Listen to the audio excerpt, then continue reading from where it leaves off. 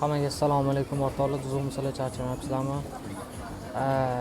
Bugun tillarni analizini ko'rib chiqamiz.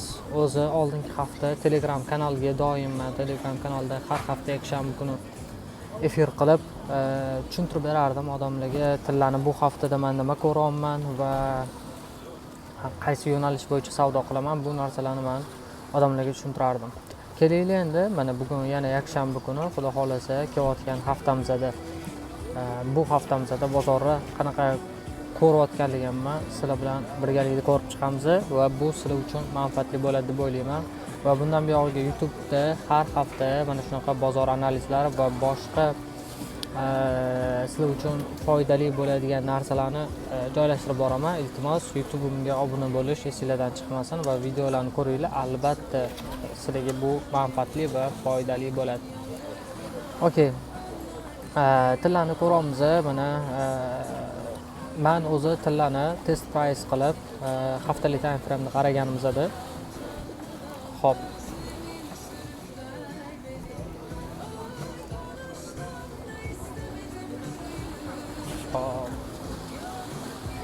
ko'ramiz. Qaraylik, o'zi haftalik time frame'da men mana bu yerda 3886 narxda test price qilib berganman, uzoqroq muddatli, lekin biz uchun mana bu nuqta, ya'ni 3928 nuqtasi ham juda ham muhim. Mana shunga qarab narx keladi deb o'ylayman.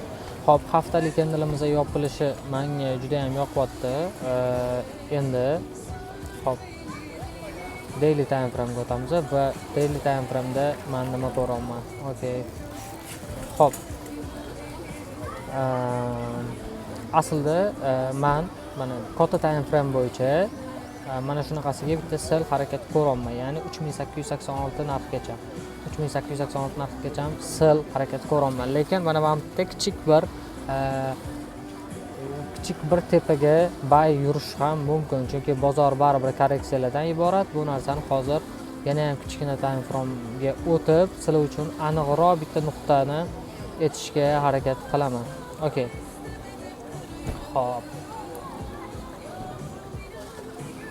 Xo'p, akalar, ko'rayotganimiz ekan, to'g'ri time frame daily deb yo'lda bitta ko'radigan bo'lsa, hozir 1 minut.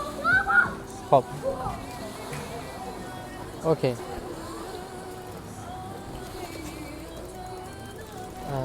Mana ko'rishimiz bo'yicha mana analizim hali ham xuddi shunaqa holatda qolyapti, ya'ni bozor ochiladi baribir ertaga, ya'ni bugun kechqurun bozor ochilgandan keyin men baribir New York sessiyada savdo qilaman. New York sessiyagacha agarda narx mana shu teparoqgacha bir chiqishi mumkin. Mana bu yerda masalan ICD da FVG deymiz, boshqa narsa deymiz, to'g'rimi?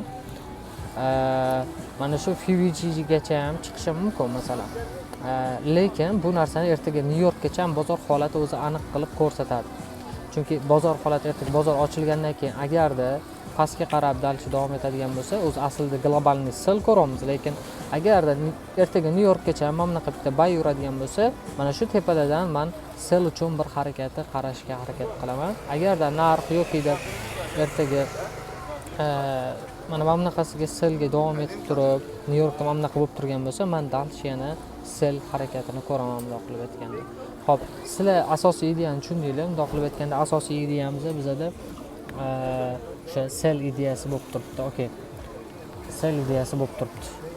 Xuddi shunaqa, xudo xolasa ertaga bozorni kuzatamiz, lekin bozorda aslan men doim aytaman, birinchi navbatda bozorda likvidlik bo'lmasa, men savdo qilmayman, to'g'risini aytganda. O'sha likvidlikka qarayman va strukturaga doim e'tibor beraman.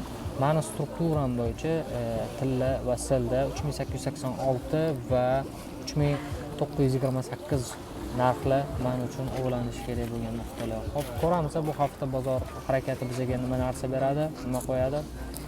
Bu narsani sizlar bilan birgalikda kuzatamiz. Ideya menimcha sizlarga tushunarli bo'ldi. Hammaga rahmat.